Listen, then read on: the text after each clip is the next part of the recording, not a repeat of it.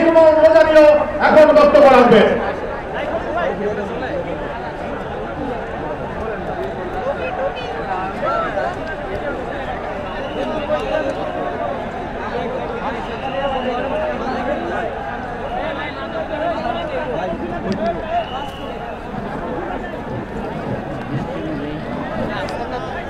ইসলামী আন্দোলন বাংলাদেশের আয়োজনে মহাসমাবেশে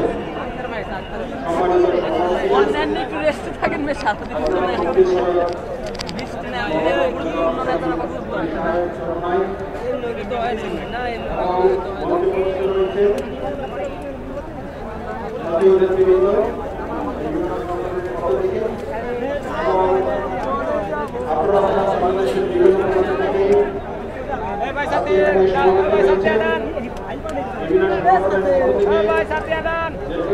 বাংলাদেশকে আমি আপনাদের সবাইকে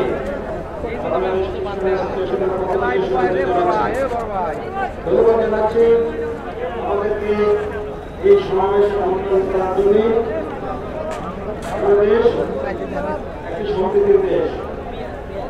এই দেশে আমরা হিন্দু, মুসলিম, বৌদ্ধ, খ্রিস্টান, বাঙালি, আদিবাসী যুগ যুগ ধরে একসাথে বসবাস করে আছে এবং এই সংস্কৃতি পৃথিবীর অনেক দেশেই নেই, কিন্তু বাংলাদেশে আছে, সেটা আমরা সেজন্য গর্ব করি। এবং এই দেশ আউলিয়াদের দেশ। আউলিয়ারা যখন এসেছিল এই দেশে, এই ধরনের শিক্ষা আমাদেরকে দিয়েছে এবং সেই শিক্ষা এখনো সেটা আলোচনা করা হচ্ছে। আমরা খুবই আনন্দিত যে ইসলামী আন্দোলন আজকের এই সমাবেশের আয়োজন করেছে। আপনাদের যে দাবি সরকারের পক্ষ থেকে এসেছে পিআর পদ্ধতি,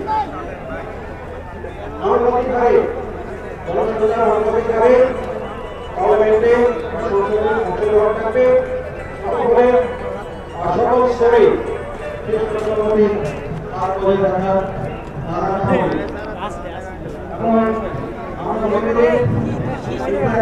অন্তর্ভুক্তিমূলক ব্যবস্থা হবে। লক্ষ্য করেছে নির্বাচন পদ্ধতি বর্তমানে বিদ্যমান রয়েছে। এখানে আমরা যারা সংখ্যা খুবই কম, আমাদের অংশগ্রহণের সুযোগ নাই বলতে চলে। খ্রিস্টান সম্প্রদায়ের পক্ষ থেকে এবং বৌদ্ধ সম্প্রদায় আমরা সংখ্যা খুবই কম, আর সেই তুলনায় আমাদের কোনো অংশগ্রহণ নেই, বিশেষভাবে পার্লামেন্ট থেকে শুরু করে অন্যান্য প্রশাসন থেকে শুরু করে অন্যান্য ক্ষেত্রে।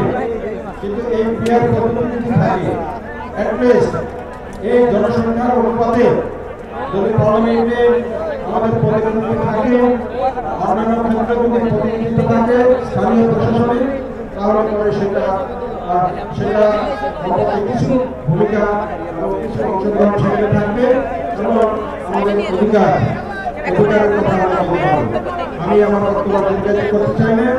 আমি সফলতা কামনা করি এবং আমাদের পীর সাহেবের যে নেতৃত্ব এবং সেই নেতৃত্বে বাংলাদেশ এগিয়ে যাবে এবং ইসলামী আন্দোলন বাংলাদেশে বিকশিত হবে।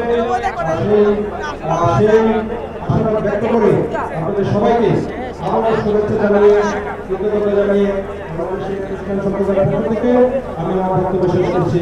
ধন্যবাদ আপনাদের সবাইকে।